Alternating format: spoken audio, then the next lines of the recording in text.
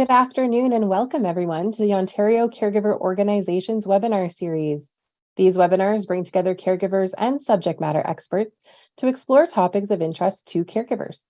We do this to support an engaged chosen family, friends, and neighbors who are caring for someone. I'm Felicia Hart, Program and Service Lead for Workplace and Helpline at OCO. I will be your moderator. We begin today's session by acknowledging the Indigenous peoples of all the lands we are on today. I am coming to you from Clarington, Ontario, which is situated within the traditional and treaty territory of the Mississauga and Chippewa of the Anishinaabeg, known today as the William Treaties First Nations. I came to be here through generations of immigration to this land.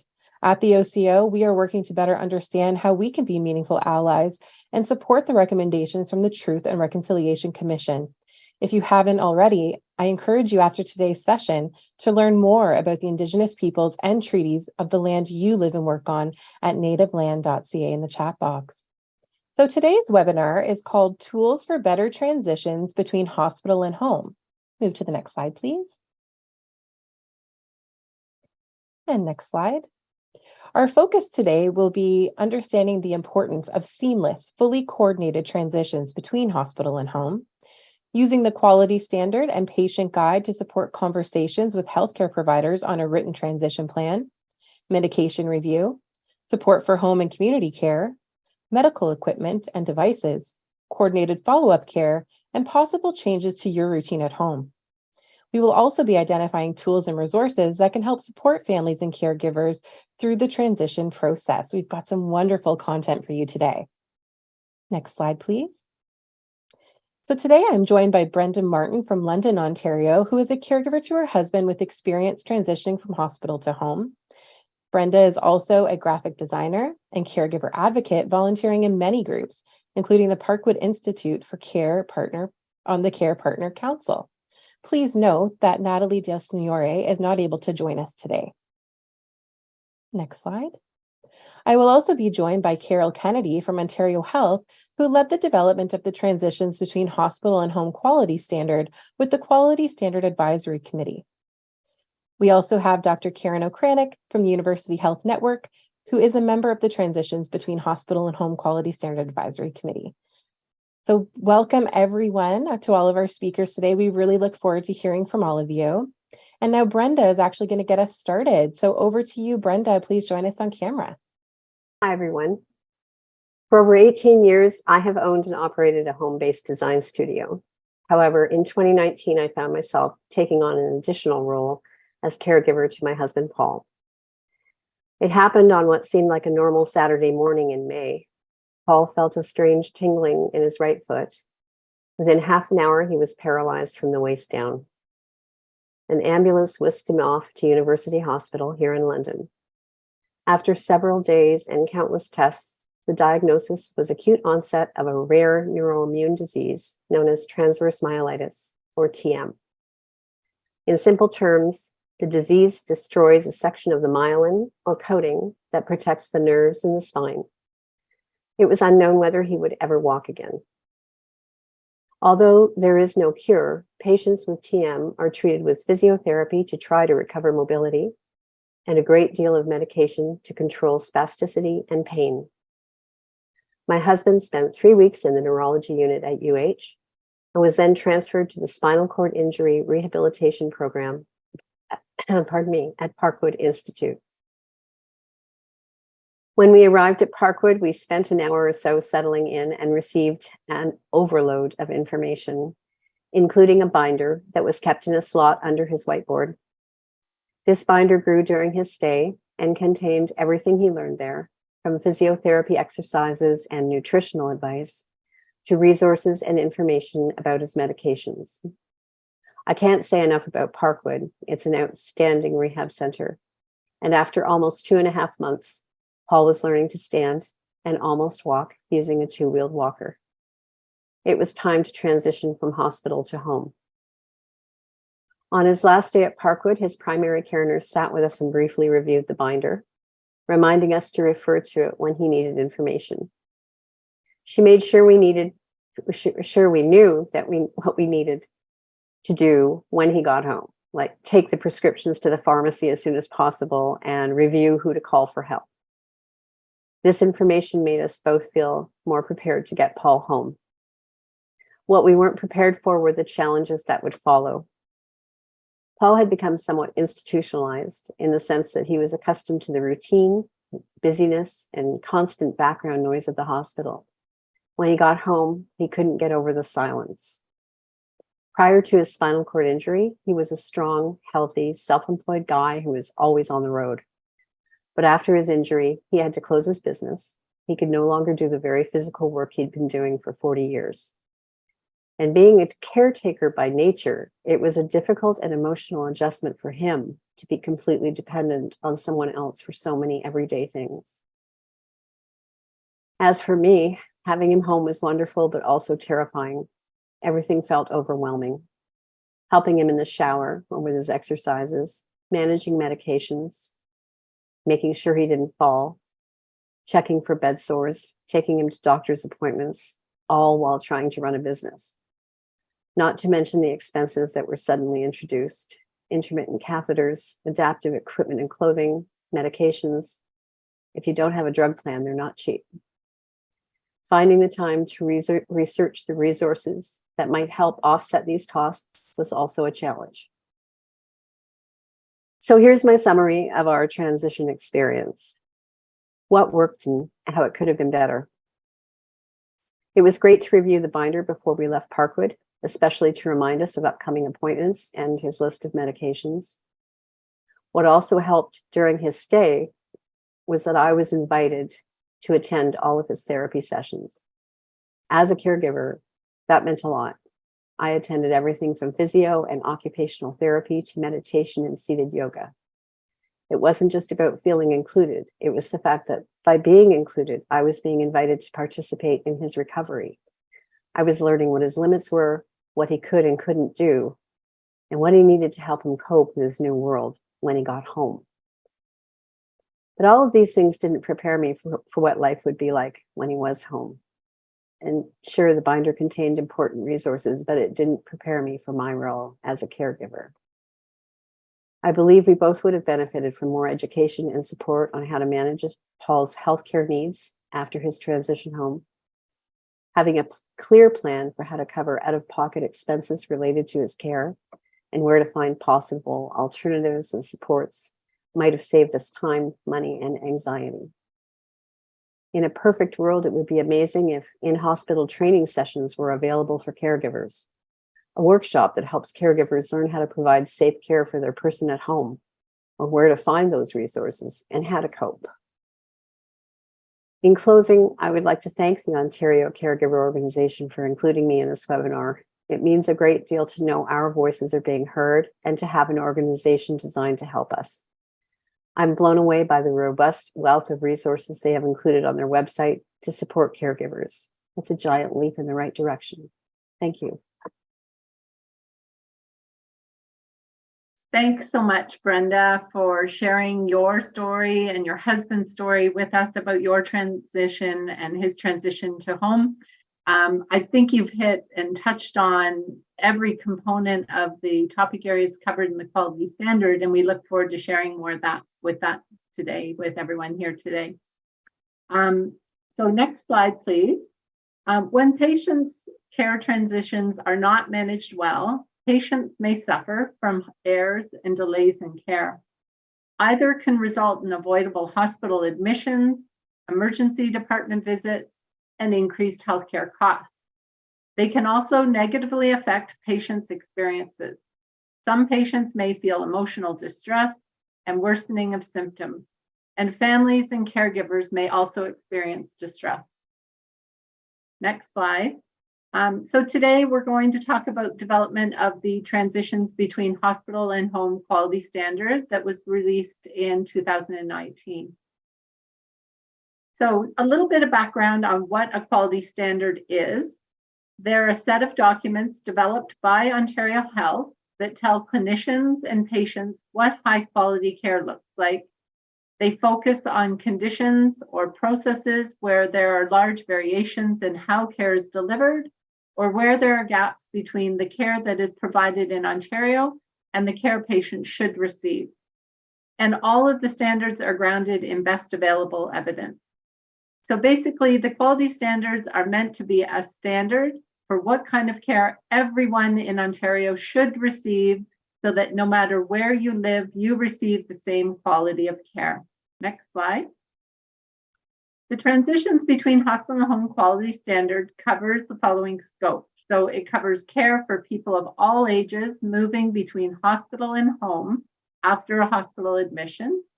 It includes all clinical populations, including groups that often face challenges when transitioning, such as people with complex care, mental health, addictions, palliative, and end-of-life care needs. And the scope of the quality standard covers all healthcare providers. Next slide. To develop the quality standard, we work very closely with an advisory committee made up of experts from across Ontario. And this committee includes patients, families, and caregivers with lived experience. And we've just listed all of those who were involved in development of our advisory committee. Next slide. So the transitions between hospital and home quality standard is accompanied by an assortment of resources. There's a QR code that you can take a photo, and it'll take you to the link that will take you to all of these resources. So in addition to a quality standard, we release a patient conversation guide. We developed a placemat to support transitions to long-term care that is well aligned with this quality standard. Within the quality standard, we have recommendations for adoption that include, and they're included in an appendix, and they address how the healthcare system can support implementation. And as well, we have a getting started guide, data tables, and a measurement guide for healthcare providers and organizations to support putting the standards into practice.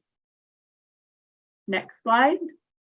So here, this QR code will take you directly to the patient conversation guide. So included with the quality standard for clinicians is a guide for patients and their caregivers.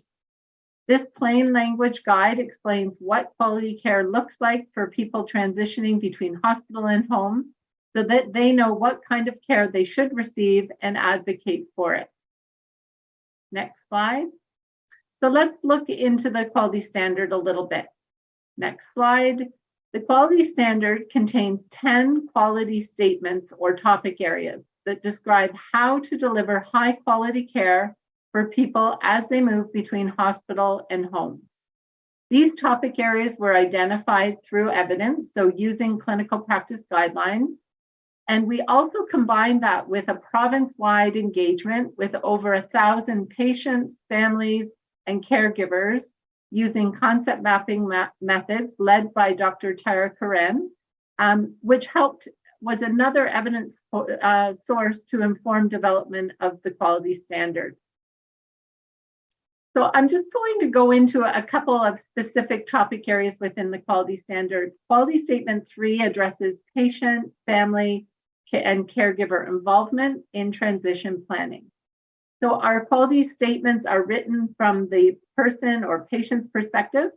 So the statement says, people transitioning from hospital to home are involved in transition planning and developing a written transition plan. If people consent to include them in their circle of care, family members and caregivers are also involved. We also draft specific statements targeted to different audiences. So here I've included the audience statement, what this means for patients. Before you leave hospital, you should be involved in all decisions about your transition from hospital to home. This makes sure that your wishes, needs, and preferences are considered. If you want them to be involved, your family and caregivers can also be part of these decisions. Next slide. And I'll highlight Quality Statement 4. And this topic area addresses patient, family, and caregiver education, training, and support. And the statement reads, people transitioning from hospital to home and their families and caregivers have the information and support they need to manage their healthcare needs after the hospital stay. Before transitioning from hospital to home, they are offered education and training to manage their healthcare needs at home.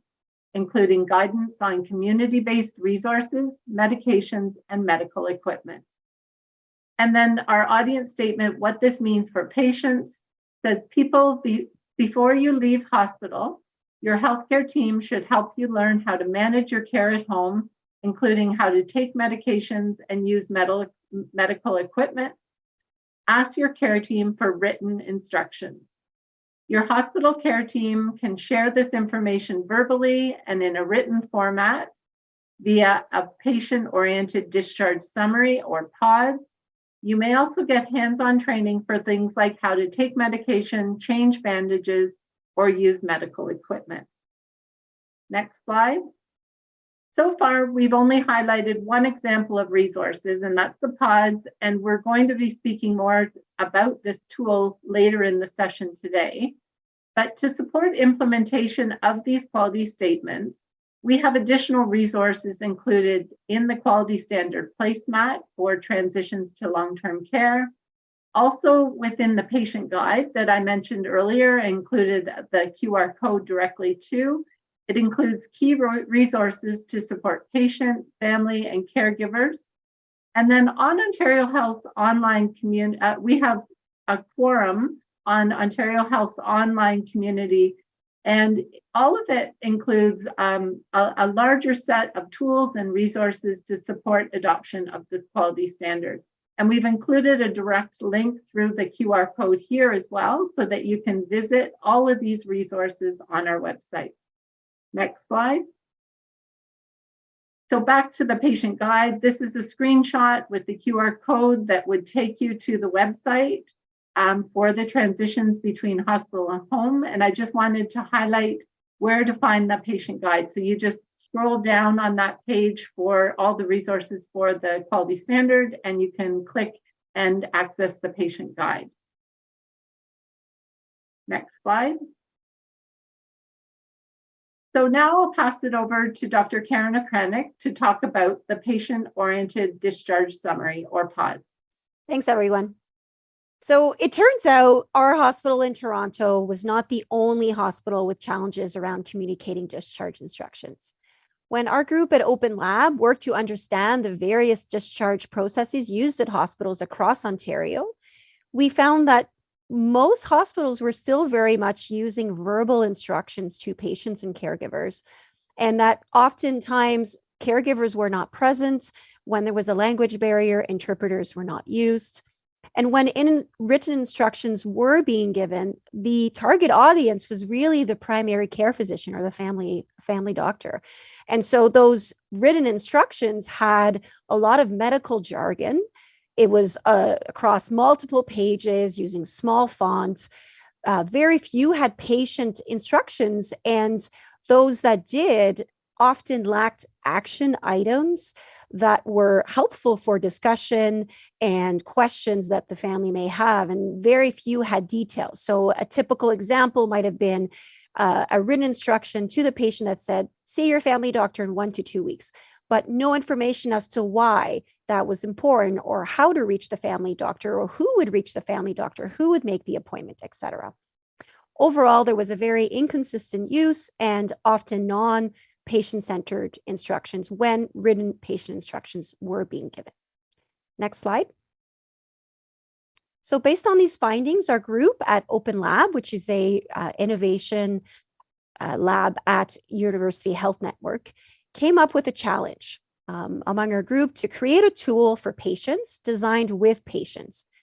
A tool which engages patients and their caregivers, helps providers to communicate those discharge instructions in both verbal and written formats, and ensures essentially that patients can understand the instructions, find them easy to use following discharge, because we know just how difficult it is when you're doing that transition, and a lot of that information that's being given, both written and verbal, is forgotten after discharge. Next slide. We obtain patient input by enlisting patient and caregiver members to the project team. We gave patients a journal and camera to really document their time at home after discharge. We held an interprofessional design event where there were large amounts of patients, caregivers, healthcare providers, designers, industrial engineers, et cetera, to create what ended up being a patient-oriented discharge summary, or PODS. And we then held focus groups to elicit feedback on that first version, including with groups of individuals that had language barriers, that were more vulnerable for various reasons. Perhaps it was related to distance. Perhaps the hospitals were not even using electronic formats, et cetera. And then we did some usability testing of that first paper-based version and identified the process challenges and how we may want to implement those PODs across hospitals in Ontario. Next slide. And so this is what the draft of the PODs looks like. Last slide. I'll just walk you through these elements because I think these are really important to understand. The PODs is really on the right side, that's the PODs, and I'll show you how you can find it after, but it's a set of guidelines that helps ensure that patients get the information they need at discharge and that they get it in some way that they can refer to it and access it. Many patients and caregivers told us that they would put it on their fridge and then they would go back to it just to refer to it, and even bring it to their family doctor visit, et cetera, or their specialist visit, discuss it with their family and friends. PODS was designed based on best practices in design and patient education. So for example, a lot of these numbers here point to things that were purposely added. White space in the margins for patients and caregivers to jot down their notes, which we know helps patients and families retain the instructions. Large font, actionable instructions, as well as clear language and really directed to the patient and easy to find information. And so I will just walk you through how you can find that by sharing my screen. So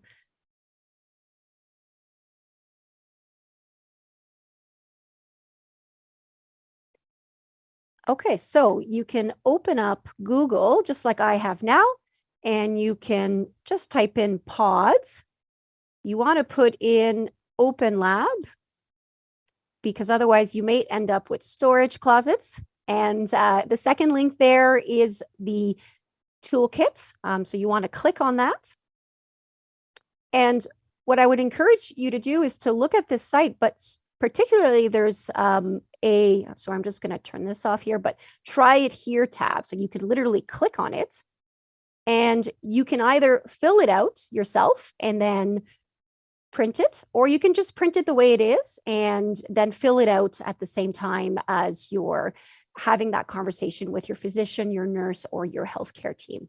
And I'll note that we do have the sections of the PODs available in multiple languages. So if you are, for example, a Francophone speaker like myself, you can see there that the sections switch to French. And it's not perfect. There's lots of limitations, and it has been implemented slightly differently depending on if it's paper version or electronic version in different hospitals. But I wanted to at least show you how you can use it so that if your hospital is not using it and or someone's not giving it to you, you can come prepared as a caregiver when you hear that your loved one is being discharged. And that's how it looks. It prints out in large formats, and you can add rows as well. So, there might be several signs and symptoms to look out for, some of which are perhaps expected and some of which are not expected and for which you should go to the emergency. And so these are the sections that you can fill out with your healthcare team. Next slide.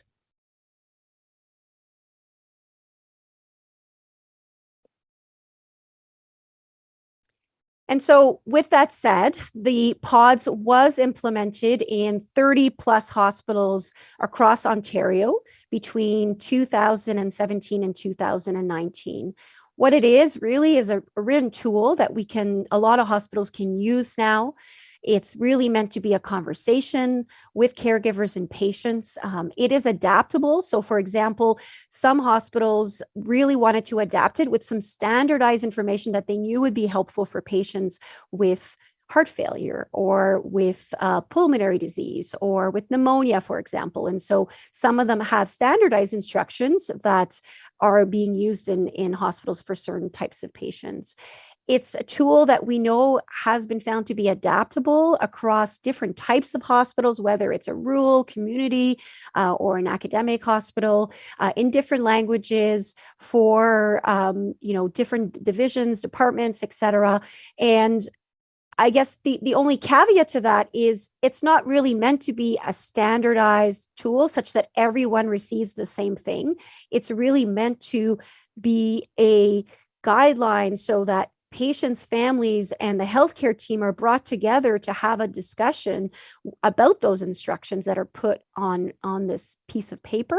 And it's not meant to replace patient and family level engagement, which is a necessary piece of that. And then the last thing I'll say is it's not currently equitable in the sense that, right now, with the electronic medical records, we're able to translate some of that information, but not all information. And we really encourage the healthcare teams, patients, and families to use medical interpreters in hospitals when there's a language barrier, and to really talk about the costs associated, any barriers to accessing primary care, et cetera, for which a lot of these instructions end up, speaking of at time of discharge.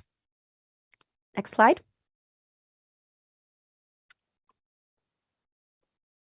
Okay. Thank you so very much, Dr. Okrenik, and thank you to all of our speakers today. It was really wonderful to hear, Brenda, as you went through your experiences within this. And then, of course, Carol walking us through the standard and Dr. Okrenik explaining this amazing tool. It definitely got questions going in our chat here. We're now moving into our Q&A period. So thank you to those who have already been engaging with us in our chat there. And I just want to get right into some questions and comments. May I please ask our speakers to come back on camera so we can work together to get through these questions from people. So one of the first questions here is there any clarification, maybe Carol, that you could provide regarding any type of training that hospital staff can go through or currently going through so they can really understand how to follow the standard that you put forward and use these tools? So the quality standard is released. It's available to healthcare providers. We don't do the training specifically in the hospital, but I think like related to the pods, if an organization is using the pods, Karen, would there be training within those organizations to implement the pods within the hospital and their electronic systems?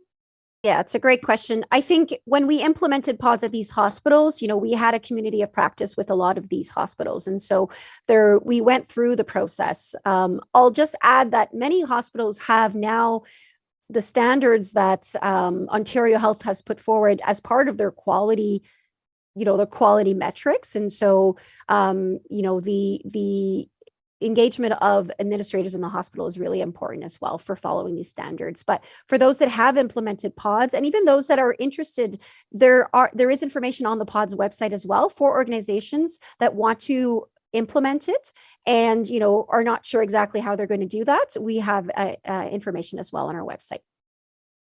Yeah, and Felicia, I'll also add in, after the standard was developed, we've developed tools to support organizations to put the standards into practice. So I mentioned earlier where we shared the resources to support the quality standard, and I think we'll be sharing the slide deck later so people can look at them, but we have a getting started guide. So that's for organizations, and it takes them through a step-by-step process to put the quality standards into practice. With measures to support, how they're doing currently, and then to measure and monitor as they put different statements into practice within their organization. We also developed a playbook, and I shared a link to the playbook, again, targeted to organizations. And that one was specifically for Ontario Health teams.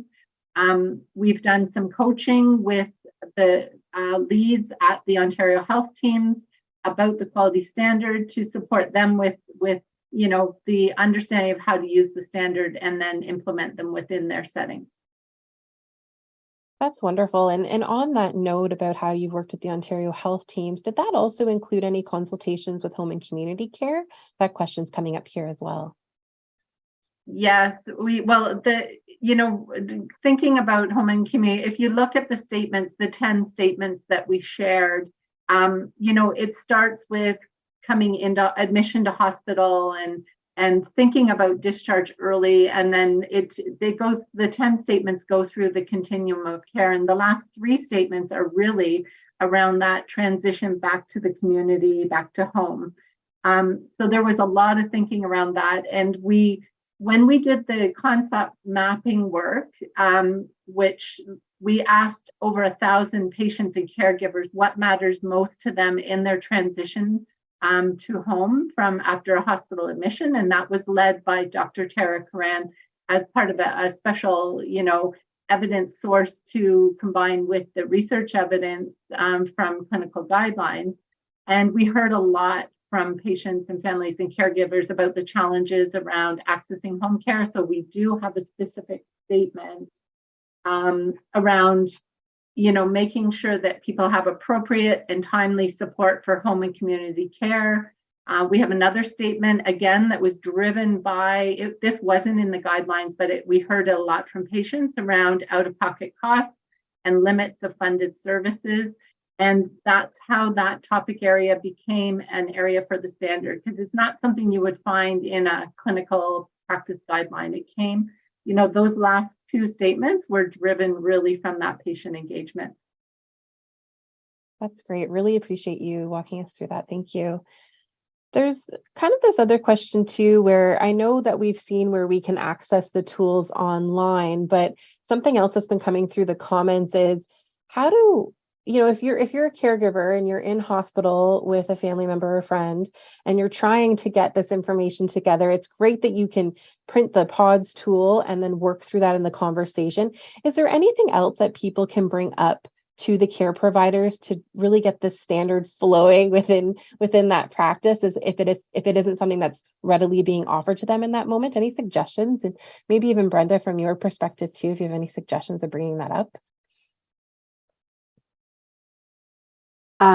Well, first of all, I really believe that communication is a big part of the process, and also respect. So when you're dealing with the whole care team, especially in a highly emotional, situation, I think it's important, first of all, to always, keep calm, but also communicate, ask the questions. If you don't understand something, they don't know you don't understand something. So ask the question and be patient, because let's face it, it's a challenged system. So just, even if you're worried about not remembering, write it down somewhere. Many hospitals are using the binders now. Make a note in the binder, or put a note on the whiteboard if you have a question for your person, because someone wants to address it. It's not that they don't want to, they just can't read your mind. Yeah, and I'll just add to Brenda's comment, which is excellent, that there's so many people in the healthcare team, and you might not know that. So it's, there's a physiotherapist and an occupational therapist and the nurse and the physician, and there's all these people that can provide instructions and little pieces of instructions. And so if you, ask one person and you don't get the information you're looking for, you can ask other members of the care team. And I think you alluded to that, Brenda, when you were talking about your experience and how a lot of it was through all these, various members of the healthcare team that were involved in the discharge piece. Such great points. Thank you to you both. On that note too, about the tools, people are asking if there's anywhere that someone could get a hard copy or a pamphlet or something, just because they may know some people who don't have access to internet or just can't work with the computer. Where could they do that? Is that an option? So is that related to the PODS or to the quality standard? I think both, actually. Both. Okay. Just any way to get their hands on a copy and share it with others who aren't online. So as far as the standards, when we first started releasing the quality standards, we were printing them, and we don't print them anymore. But I think that's a really important point for us to, circle back and think about that, about whether it's something we need to look at. Considering again, the format that they're printed in now is a PDF that could easily be printed. So, people at a hospital, they could ask one of the healthcare providers to print it for them if they wanted something hard in their hands. What we found when we were printing them in, they weren't being distributed, because trying to get them out to every single hospital setting was quite a challenge. So they were piling up, and where there's a need, maybe within the healthcare system, somebody could print them. Or I don't know if you have any other ideas, Karen. I know the pods are often printed and put in binders, like Brenda talked about. Yeah, it's a great question. When we were implementing pods in many of these hospitals, we printed out tons of pod copies, and hospitals were using it in their waiting rooms. It was nice for patients and families, because they would be having all this time waiting in the emergency department, and they would pick, oh, what's this? And this is, and they would keep it, put it in their purse for later. So we did that at the beginning. And I don't know what happened to all these stacks of pods in all these hospitals, but I think I would say that, definitely asking someone on the team to print it out for you would be easy to do. Many hospitals have patient experience or patient education libraries or places you can go to for health information and resources. And so that would be a site. Some hospitals have computers that can be used. And so that's, and printers as well. So it really depends on where you're at. I don't think it's a one size fits all kind of answer, but it would depend on your personal situation and your hospital. Absolutely. Thank you. There's also a comment from one of our attendees saying that a pods has been somewhat helpful for them as a caregiver, but they feel like their input wasn't always included or consistently used. So I'm wondering if we have any suggestions for them on how to advocate a little bit around that and work through that issue.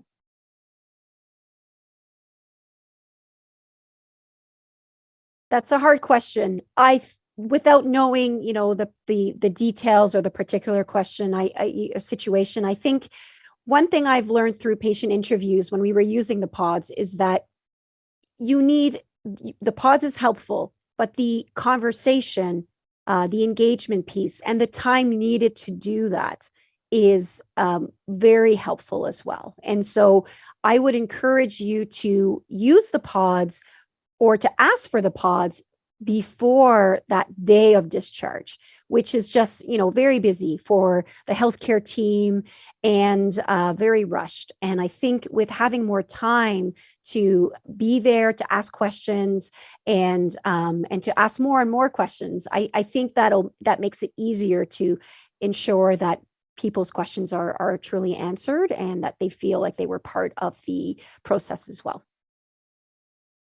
Thank you very much for that suggestion. And I think it also, goes back to what Brenda was saying about that communication piece and finding ways to really ask some questions that you have, but then planning ahead for that conversation is really helpful too.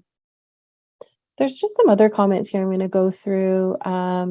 One question that came forward is, even though everyone understands that this is primarily focused on the medical care and what that's going to look like as you transition, has there also been any type of social prescription discussion involved, or plans to involve something like social prescription in the discharge plans or as they use a PODS tool?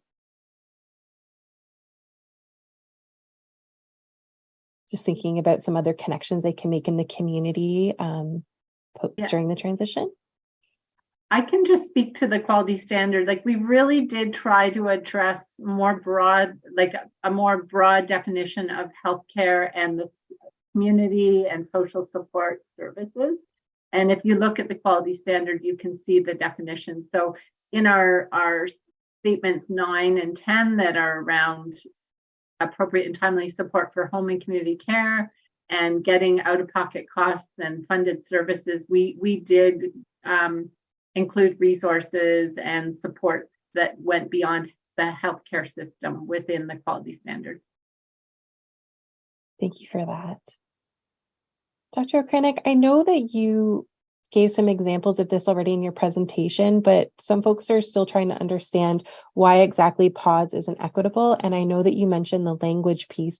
Would you mind clarifying that for us one more time, just so they can understand that?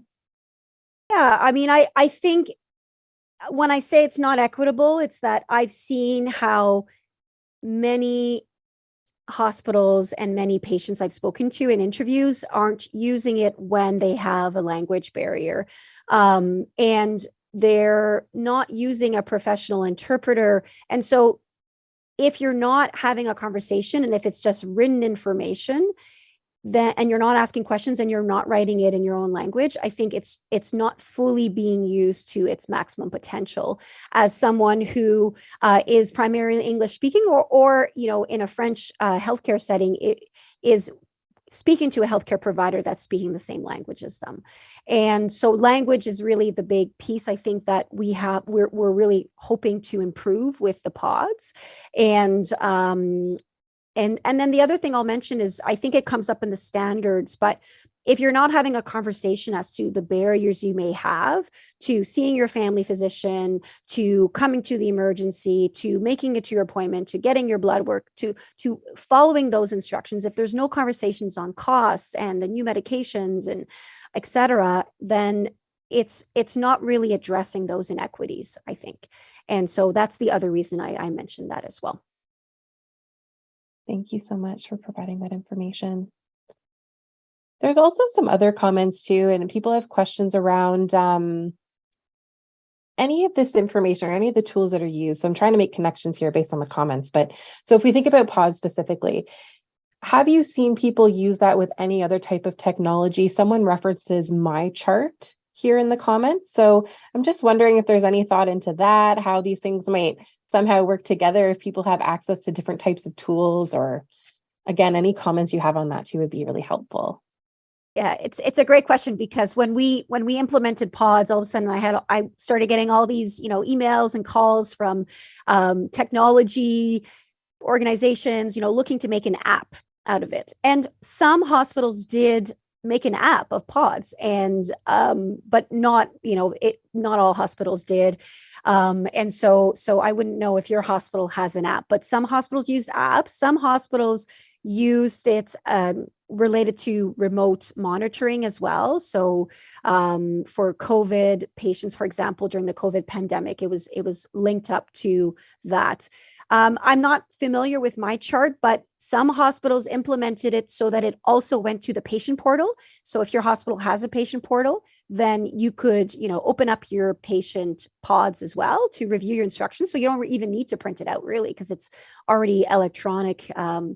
And lastly, some hospitals sent it to the family doctor automatically, so that the family doctor could then, when you see them, see also what instructions you receive from the hospital team, and have a further discussion as to how things went. Because as we know, we can provide the best instructions, the engagement piece can be there, and then things happen when you get home. And if there isn't that ongoing conversation about those challenges, then it makes it really hard to move forward. So some hospitals did do that. I love that. It's nice to see that continuum of care there and how the comments could be shared back and forth very easily. So that's perfect. Our last question that has come up, and Brenda, I'm wondering if you have any experience with this, but one of the caregivers said that they were part of a support group, a network of some kind, but they ran out of funding. And so now they're feeling a little bit lost. And I have a comment on that just based on the navigation support we offer through OCO. We do have a 24/7 helpline that can assist people in finding the right supports in their community. But have you ever experienced anything like that, or have any suggestions for finding support for you as a caregiver? I think there's two parts to the answer. First of all, the first thing I would say is go to the OCO website, because for sure it's so robust. There's so much information on it. So I'm a big fan. I wish it had been there when I was initially going through this process. But the other part of that is, I think the problem for a lot of caregivers in trying to find those resources is that a lot of us don't have time. And so, you're overwhelmed. You're trying to get, keep everything organized, and you've got these issues, and you've got to find time, especially if you're a 9 to 5er, it's hard to contact someone during the day. So it's very hard to find those resources. And for those who aren't, internet, comfortable online or whatever, or able to access it, it's even harder. The library used to be a great resource, but getting there is the problem, if you're a caregiver. So I would say the first line of defense in any situation as a caregiver is who's in your immediate network support group, who your family and friends or whoever. Finding somehow where you can find the time to access that information, or get help. And I think the other side is being afraid to ask for help. Sometimes, something happens and people are always, oh, let me know if you need anything. But a lot of us just go, I'm not going to do that. So don't be afraid to ask, first of all. But I think the OCO is a great starting point, and or your primary care physician or the people that you've been dealing with at the hospital, reach out to them, on that PODS form, there is a person to contact, and use it. If you're really stuck and don't know what to do, they may not have the answer, but they may be able to direct you to the right person. I think that's it. Great suggestions. Thank you, Brenda. And these were some really wonderful questions, really got that conversation going. So thank you everyone for participating. But a huge thank you to Brenda, Carol, Dr. Okranik for joining us today and sharing all of your expertise. You were able to distill that content down in a way that made sense for everybody, working through the standard and the tool and all the experiences there. So it's been an absolute pleasure connecting with you this afternoon. And of course, thank you to all of our attendees for taking time out of your day to join us.